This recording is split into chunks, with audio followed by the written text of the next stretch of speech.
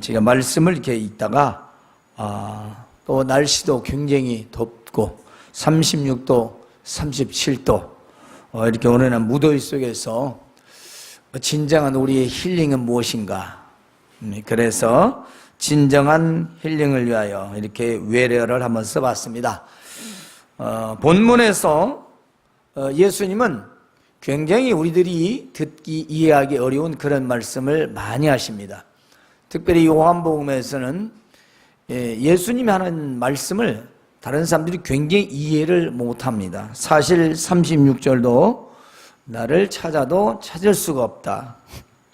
나 있는 곳에는 올 수도 없다. 이런 말은 우리가 이미 예수님을 믿었기 때문에 다 이해하지만 당시의 사람들로서는 적어도 2000년 전에는 이게 무슨 뜻을 의미하는지 전혀 알 수도 없었습니다.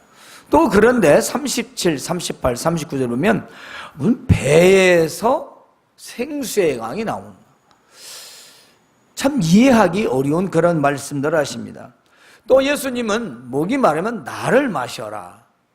좀 알 수 없는 이런 정말 이해 불가한 말씀을 많이 하셨지요.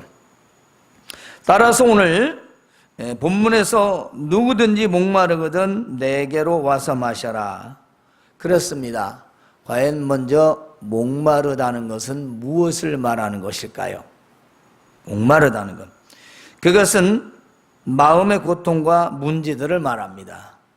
삶에 지친 고뇌, 그리고 해결할 수 없는 것들, 우리의 심적 그런 큰 고통과 그런 갈등들을 말하죠. 따라서 오늘은 인생의 목마름에 진정한 힐링의 말씀을 전하고자 합니다. 이 힐링이란 단어는 역시 성경에서 왔습니다.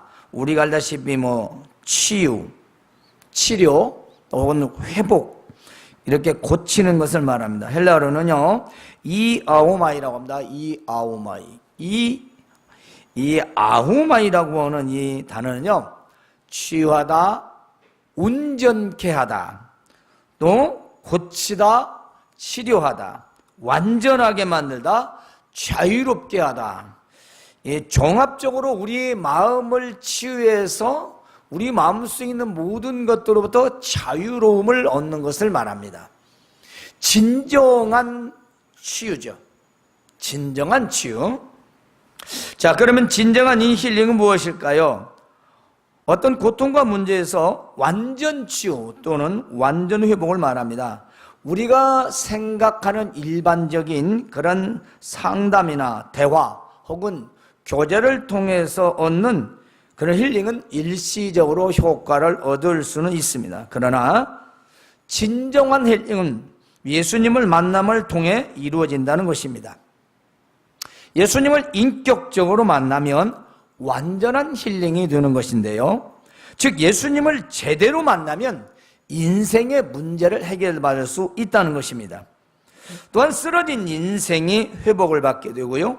불완전한 삶이 완전한 삶이 되는 겁니다.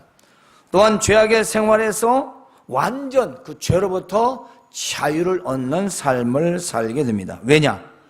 예수님은 완전하신 분이기 때문인 것입니다. 우리 사람은 불완전하기 때문에 무엇을 말하여도 무엇을 하여도 불완전한 것이 답입니다.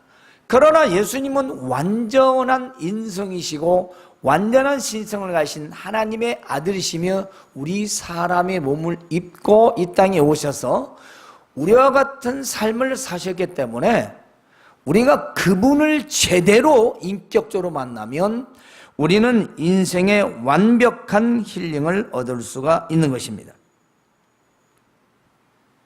예수님은 이 세상에 계실 때에 각종 병든 자들, 그리고 가난한 자들, 그리고 특별히 약한 자들을 강하게 하셔서 이 땅에서 살도록 하셨습니다. 그래서 약하다라는 말은 힘이 없다라는 뜻이지만 실상 원어의 뜻은 세상 말로 돈도 없고 줄도 없고 백도 없고 여러분 젊은이 언어로 스펙도 없고 남보다 무엇인가 좀 모자라고 즉 어떤 핸디캡을 가지고 있는 자들을 말하고 있습니다.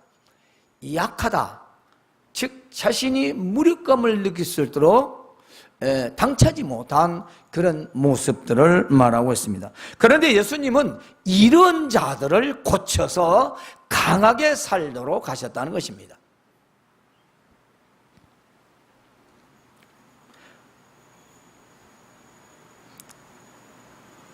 남해한테 비난받고 손가락질 당하고 또 외면당하고 또 무시당하는 자들을 말하고 있죠. 그런데 예수님께서는 이런 약한 자들을 고쳐서 강하게 하셨다는 것입니다. 저는 오늘 먼저 우리 진정한 힐링을 위하여 그 모델링으로 삭개오의 힐링을 먼저 말하고자 합니다. 이 삭개오는요 아주 큰 핸디캡을 가지고 있었습니다. 우리가 알다시피 키가 작아서 난쟁이라 놀림을 받았지요. 그리고 자기 나라 백성들에게 세금을 많이 받아 거두어 로마에 바치고 자기는 부자가 된 매국노라고 놀림을 받고 살았습니다. 사실 삭개오는요 재물을 가졌는지는 몰라도 인생에 아무런 의미가 없는 삶을 살았습니다. 즉 소망도 없고 기쁘지도 그리고 즐겁지도 않은 인생을 살았습니다. 정말 삭개오는 그 인생의 힐링이 필요한 사람이었습니다. 그리고 인생에 너무 목이 말라 있었습니다. 그런데 삭개오는 바로 인생의 가장 중요한 터닝 포인트가 있었습니다. 그것은 바로 삭개오가 예수님을 만난 사건인 것입니다. 어느 날 예수님께서 삭개오가 있는 여리고 성으로 지나가신다는 소문을 듣게 되었습니다. 그래서 삭개오는 정말 예수님이 어떤 분이신가 너무 궁금하기도 하고 또 만나보고 싶기도 했습니다. 그래서 어린 체면도 자기가 세무장이라는 그 사실도 그런 어떤 체면도 다 내려놓고 돌 무화과나무, 우리가 익히 알고 전에 알고 있던 뽕나무, 그 돌무화과 나무 위에 올라가서 예수님을 기다리고 있었습니다. 그때 아마 많은 사람들이 손가락질하고 수군대며 비웃었을 것입니다. 저 키도 차가지고 어른이어가지고 저 방정맞게 그 나무 위에 올라갔다고 아마 그러지 않았을까요? 왜냐? 미움받고 있었기 때문입니다. 그러나 삭개오는 사람들의 손가락질과 놀림에 개의치 않고 계속 예수님이 지나가시기를 기다리고 있었습니다. 그런데 예수님이 먼저 보시고 삭개오에게 삭개오야 내려와라. 내가 오늘 네 집에서 유하여겠다. 삭개오는 너무 좋아서 나면서 빨리 내려왔습니다. 그리고 집에 들어갔습니다. 이제 삭개오는 자신의 그 모든 과거의 비난과 그리고 자신이 가진 그런 핸디캡이 문제가 되지 않았습니다. 사람들의 비웃음도 문제가 되지 않았습니다. 왜냐하면 이제 예수님을 만나보러 삭개오는 완전히 힐링이 되어버렸습니다. 어떻게 그렇게 되었는지는 모르지만 자신은 사람들의 비난 따위는 손가락질 따위는 이제는 개의치 않았습니다.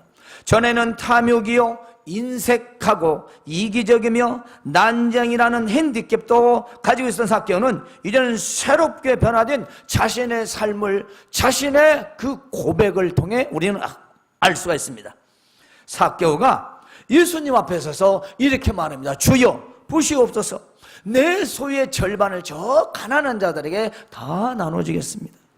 그리고 내가 속여서 빼앗은 것이 있다면 제가 내 갑절로 갚아주겠습니다.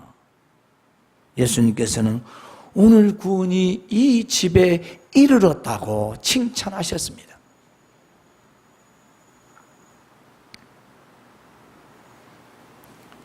여러분, 오늘 수많은 사람들이 자기들은 뭔가 부족해서 나는 못한다고, 난 약하다고 합니다.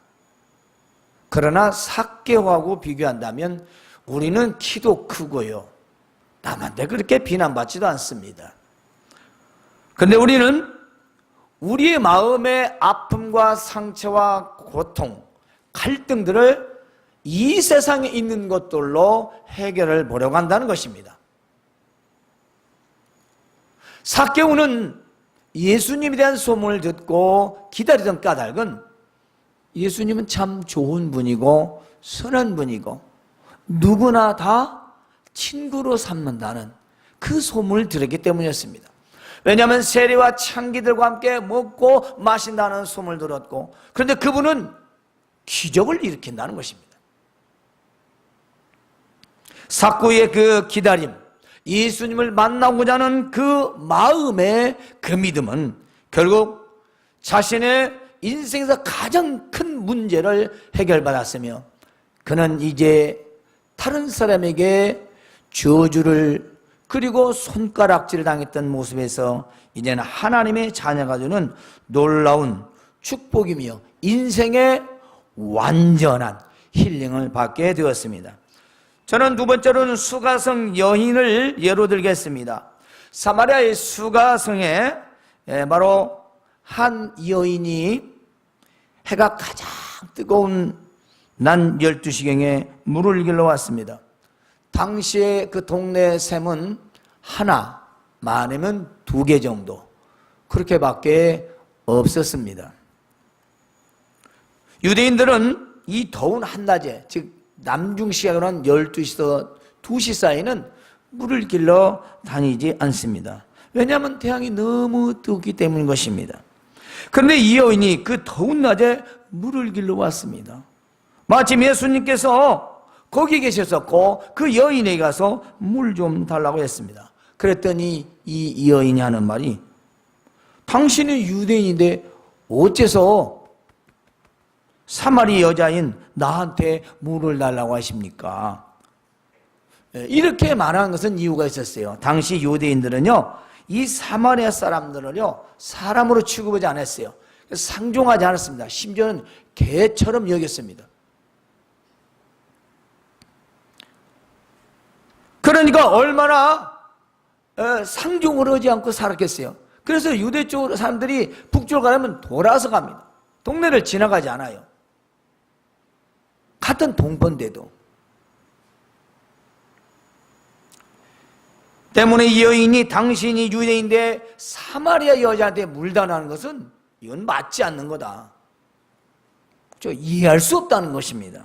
예수님은 그 여자에게 말씀하시기를, 네가 만일 하나님의 선물과 너에게 물을 달라 하는 이가 누구인지 알았더라면 네가 그에게 생수를 달라고 했을 것이며 그는 너에게 생수를 주었을 것이다 라고 하십니다.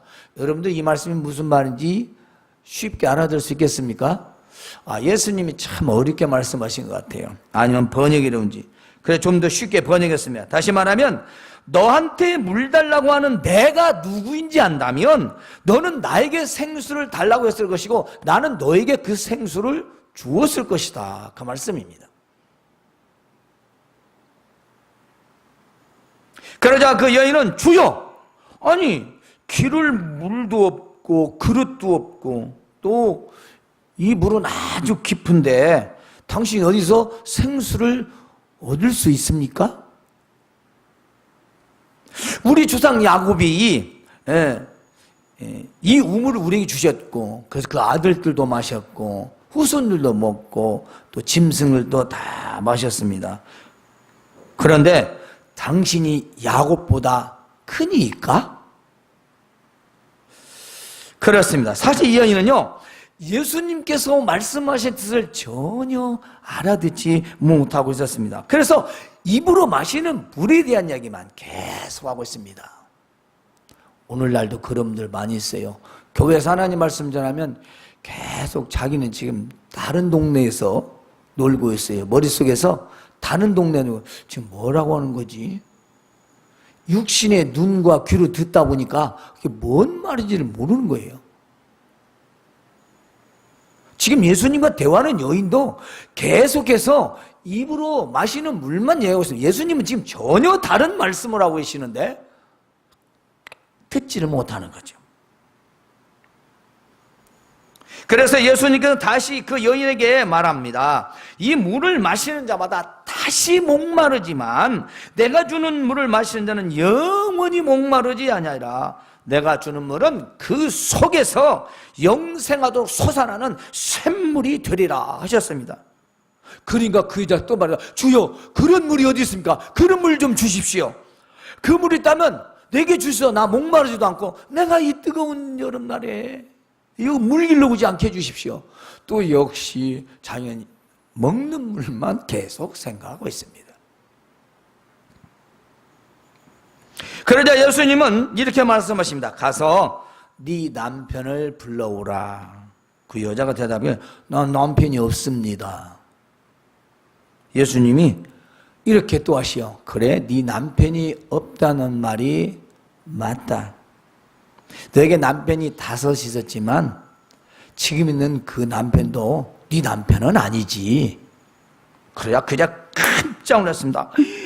주여, 내가 보니 당신은 선지자로서이다. 그렇습니다. 그런데요, 그리스도가 오시면 이제 모든 것을 우리에게 다 말해줄 줄 나는 알고 있습니다. 예수님께서 이렇게 말씀하십니다. 그러냐? 네게 말하는 내가 그로다. 여러분, 이 말씀도 이해가십니까? 좀 쉽게 하면 그게 나야. 그렇게 말하면 얼마나 좋겠어요. 근데 지금 너한테 말하고 있는 내가 그 메시아야 라는 말씀입니다. 그러자 이 여자는 지금 길고 가야 할 그 물덩이를 버려두고 동네로 들어가서 사람들에게 말합니다. 들어보시오. 내가 행한 일을 내게 말한 사람 와서 보시오. 이 말은 내가 세상을 어떻게 살았는지 내가 말도 하지 않는데 그 어떤 분이 다 나에서 알고 있어. 이게 바로 메시아 곧 그리스도가 아니고 누구겠습니까? 그리고 내가 메시아를 만났다, 내가 그리스도를 만났다 하고 외치며 다니고 있었습니다. 그러자 많은 사람들이 예수님께로 모여 들리게 되었던 것입니다. 여러분, 이 수가성 여인은 어떤 사람일까요? 사실 남편이 5이나 되었습니다. 지금 있는 자도 남편이 아니었다고 합니다. 당시나 지금이나 사회적으로 외면이나 비난받는 사람입니다. 그것은 한 남자로는 만족하지 못하는 삶을 살았다는 것입니다. 그래서 한 남자와 또 오래 살지도 못하고 늘 상대가 바뀌는 그런 인생을 살게 됩니다. 남자가 여자를 그런다면 사람들 대부분이 뭐 좀 입은 삐죽거지만 좀 이해를 빠져요. 근데 여자가 남자가 이 정도 된다면 대부분 사람들은 잘 이해를 하지 못합니다. 그래서 아무리 남자를 바꿔도 그 인생의 행복을 찾을 수가 없었던 것입니다.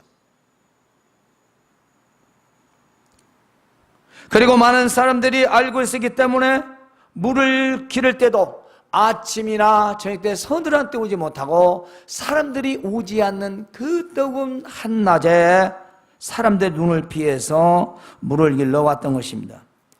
이 여인이야말로 정말 힐링이 필요한 그런 상황이었습니다. 누가 그런 문제를 해결해 주겠습니까? 누가 감히 그 여인에게 그런 말을 할 수 있겠습니까? 그리고 당시에 랍비나 혹은 요즘 말로 멘토를 찾아갈 수도 없었습니다.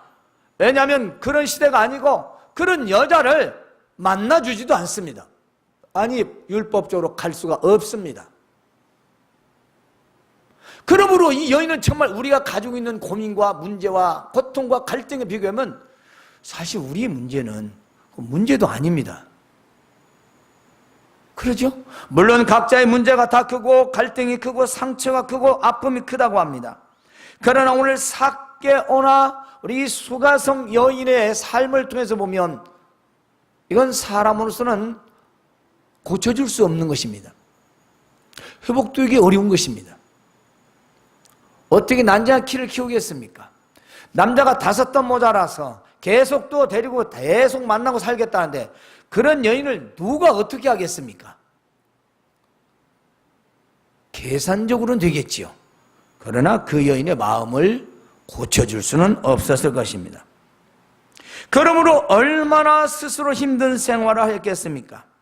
그러나 이 여인 역시 인생의 중요한 터닝 포인트가 생겼습니다. 바로 가장 뜨거운 태양, 바로 그 또 12시에 물을 길러 갔는데 예수님을 만난 것입니다.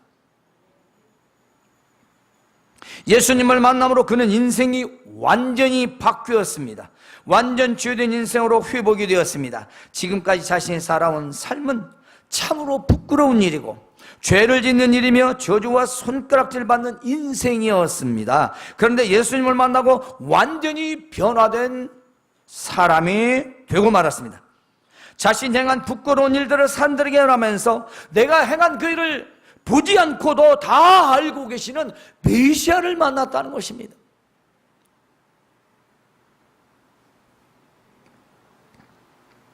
이것은 정말 완전 회복이고 완전 치유며 완전 힐링인 것입니다.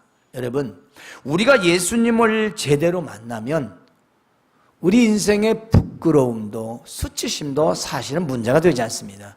그것이 오히려 자랑거리가 됩니다. 왜냐? 나는 이전의 삶에 아니기 때문입니다. 나는 과거의 사람이 아니기 때문입니다. 내가 아직 거기서 벗어나지 못했기 때문에 내 자신을 마음대로 말하지 못하는 거예요. 우리가 예수님 믿기 전에 삶에서 내가 완전히 회복되어지고 주님을 만나서 정말 새롭게 변화되어서 힐링이 된 우리의 사람이라면 우린 그 어느 것도 우리는 두려워하지 않으며 그 어떤 부끄러움도 우리는 개의치 않습니다.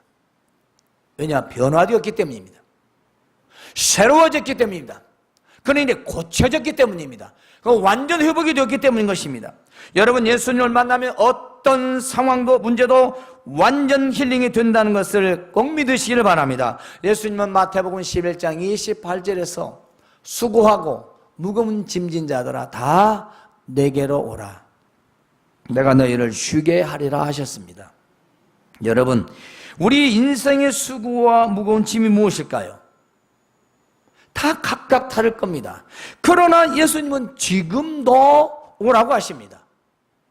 지금도 여러분이 지고 있는 그 짐을 내려놓으라고 하십니다. 그리고 예수님이 주시는 멍에를 매라고 합니다. 그 멍에는요, 예수님을 따르는 겁니다. 예수님의 말씀을 쫓아가는 겁니다. 예수님의 말을 듣는 겁니다. 따라하는 겁니다. 예수님의 말씀을 순종해 살아가는 것이 멍에를 매는 겁니다. 그 멍에를 매려면 내 짐을 내려놔야 되고, 그리고 내 짐을 내려놓고 그 멍에가 나를 끌고 갈 때 우리는 인생의 무거운 짐을 비로소 벗어버리게 되는 것입니다. 짐도 내려놓지 않고 멍에도 매지 않고 그러면 누구를 따라간다는 것입니다. 우리 마음에 있는 것은 내려놓지 않고 어떻게? 그렇지 않습니까? 이 수고와 무거운 짐은 당시의 율법이었습니다. 그러나 우리에게 적용하는 우리의 마음속에 있는 여러 가지 신앙생활에서의 짐이지요. 그런 죄짐들, 세상짐들, 걱정들 다 내려놓으시길 바랍니다. 그리고 쉬시라고 합니다. 쉬라고 합니다. 요한복음 우리가 방금 4장 14절에는요 이런 말씀이 있습니다. 내가 주는 물을 마시는 자는 영원히 목마르지 않으니 내가 주는 물은 그 속에서 영생하도록 솟아나는 샘물이 된다. 그런데 요한복음 5장 40절에는요 이런 말씀도 있어요. 영생을 얻기 위하여 나에게 오지 않는다.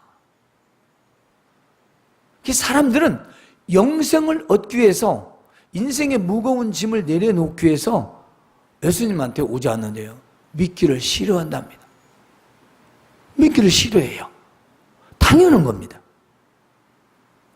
이제 우리는 힐링의 방법을 말씀 속에서 찾아보겠습니다. 예수님은 목마르거든 내게로 와서 마시라 했습니다. 목마름이란 바로 우리가 해결할 수 없는 인생의 여러 가지 고통과 문제들을 말합니다. 특별히 마음의 아픔과 고통과 상처들을 포함해서 삶에서 너무나 힘들고 괴로운 심정들을 말하죠. 또한 괴로운 일들을 말합니다. 가장 중요한 삶에서 지친 영혼과 인생의 고통의 그런 문제들을 말합니다. 그러나 우리가 해결할 수 없는 마음속의 무거운 짐과 이 고통들은 세상 모든 사람들이 다 가지고 있습니다. 없는 사람은 하나도 없을 겁니다. 물의 부족함, 이 목마름은 물을 마시면 해결됩니다. 그렇지 않습니까? 아니, 물은 마시면 될 거 아니에요. 그러나 영혼의 목마름은 보이는 물로 해결할 수 없습니다. 우리 영혼의 갈증, 우리 심령의 마음의 이 목마름은 그 어떤 물로도 해결할 수가 없다는 것입니다. 이 영혼의 목마름은 예수님을 만나야만 바로 해소가 될 수 있는 것입니다. 이제는 우리가 예수님을 믿음과 성령의 역사로 이제는 완전한 힐링이 되는 시대입니다. 예수님 당시에는 예수님이 십자가에서 구원을 이루시기 전이며, 그리고 아직 우순절 이전이기 때문에 예수님은 그렇게 말씀하셨습니다. 그렇습니다. 성령의 역사는 예수님 부활하시는 우순절에 우리에게 임하사 날마다 우리 속에서 거하시고 역사하고 계십니다. 그러므로 예수님을 믿는 순간부터 우리는 생수를 마시고 있는 것입니다. 그리고 우리 속에서 성령께서 우리를 완전히 힐링하고 계시는 것입니다. 그러므로 우리가 예수님을 믿으면 내 속에서 날마다 생수가 흐르듯이 성령께서 날마다 힐링하고 계신다는 것입니다. 그러므로 예수님은 나를 믿는 자는 그 배에서 생수의 강이 흘러나올 것이라는 말씀하셨습니다. 이 말이요, 우리는 이해가 하지 않지만 예수 믿는 자는 그 속에 성령의 역사로 말미암아서 늘 마음에 힐링이 된다는 것입니다. 바로 성령의 역사, 성령의 고치심을 통해서 우리의 영혼은 날마다 새로워지고 또 새로워져서 고쳐지고 회복되어지고 완전하게 되는 것입니다. 그러므로 내게로 와서 생수를 마시라는 것입니다. 엊그제 우리 어떤 집사님이 우리 지금 교회에 생수를 나오도록, 생수는 아니죠, 깨끗한 물로 필터를 싹 떠와서 교환하고 왔어요. 물맛이 다르더라고요. 이게 필터를 싹 하도 물맛이 싹 다른데 이 생수는요, 뭐 어떤 것이겠어요? 이 저수지에 있거나 담겨진 물이 아니잖아요. 이 생수는요, 샘물이나 혹은 저 산에서 흐르는 그런 시냇물, 아주 신선하고 깨끗한 물을 우리가 일반적으로 생수라고 합니다. 이 저수지의 물은요, 가뭄을 만나면 다 말라버려 바닥이 드러나지요. 그러나 샘물은 땅속에서 솟아나는 물이라서 마르지 않고 계속 솟아나게 되는 거죠. 생수는 말 그대로 살아있는 물입니다. 그러나 예수님께서 말씀하신 생수는 먹는 샘물이 아니라 영원한 생명을 주는 바로 물이라는 것입니다. 바로 예수님 자신이 생수라고 말씀하셨습니다. 예수님을 바로 마시는 자, 예수님을 먹는 자, 예수님의 그 말씀을 믿고 사는 자를 말합니다. 그래서 우리 인생에는 바로 생수가 꼭 필요한 것입니다. 이제 우리는 우리의 힐링을 위하여 다시 한번 정리해서 말씀드리겠습니다. 예수님 당시에는 예수님을 직접 만남으로 힐링이 시작됩니다. 예수님 만나면 직접 만나니까. 삭개오나 수가성녀인은요, 예수님을 만나기 전까지는 인생의 참 자유도 기쁨도 평안도 없었습니다. 그런데 늘 죄의식 가운데 비난받으며 살았습니다. 그런데 예수님을 만난 후로부터는 죄로부터 자유를 얻게 되었습니다. 그래서 삭개오는 자신의 재산 절반을 가난한 자들을 위하여 내어놓겠고 속여 빼앗은 것은 내 갑절로 갚겠다고 합니다. 또 수가성녀인은 지금 당장 필요하고 가장 중요한 물동이조차 버려두고 너무 기쁘고 너무 좋은 나머지 바로 메시아를 만났다고 외치며 돌아다녔습니다. 여러분, 참 자유, 참 힐링은요, 부끄러움도 창피함도 남의 눈도 의식하지 않습니다. 왜냐하면 예수님을 만난 후 마음속에 무거운 죄짐과 그리고 고통의 문제들이 힐링되어서 너무 기쁘고 즐거웠기 때문입니다. 바울 사도는 그렇게 말합니다. 내가 만일 미쳤어도 내가 주를 위하여 미쳤다라고 고백합니다. 그러므로 내가 살아도 죽어도 내가 주를 위해 살고 주를 위하여 죽노라고 말합니다. 예수님을 우리가 인격적으로 만나면 우리는 정말 힐링이 됩니다. 우리는 변화가 됩니다. 누가 봐도 바꿔진 삶을 살게 되는 것입니다. 그러나 지금 우리의 진정한 힐링은 예수님을 믿음과 성령의 역사로 이루어지며 새롭게 변화된 삶을 살게 되는 것입니다. 이제 간단하게 세 가지 여러분 기억되었으면 좋겠습니다. 진정한 힐링은 예수님을 만남으로부터 시작됩니다. 그리고 진정한 힐링은 새롭게 변화된 삶을 살게 합니다. 그리고 마지막 마음속에서 참 자유와 그리고 평안과 기쁨을 누리게 합니다. 이것이 진정한 힐링이죠. 우리가 방송에 나와서는 언어에 일생 그런 힐링이 아니라 정말 예수님을 만남으로부터 시작하는 힐링이 우리의 변화된 삶을 살게 하며 우리가 마음속에 참 자유와 평안, 기쁨, 바로 이것을 누리는 진정한 힐링된 그런 신앙인이 되시기를 주님의 이름으로 축원합니다. 하나님 우리 아버지를 감사합니다.